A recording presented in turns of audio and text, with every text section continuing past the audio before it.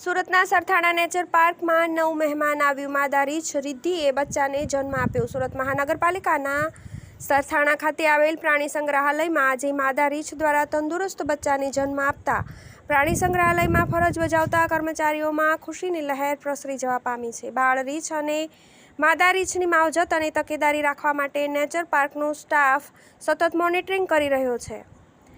હાલમાં માદા રીંછ અને તેના બાળકની સવિશેષ કાળજી લેવામાં આવી રહી છે. સુરત મહાનગરપાલિકા સંચાલિત સરથાણા નેચર પાર્કમાં અને 2018માં માદા રીંછનો જન્મ થયો હતો. પ્રાણી સંગ્રહાલયના સ્ટાફ દ્વારા માદા રીંછનું નામ રિદ્ધિ રાખવામાં આવ્યું હતું.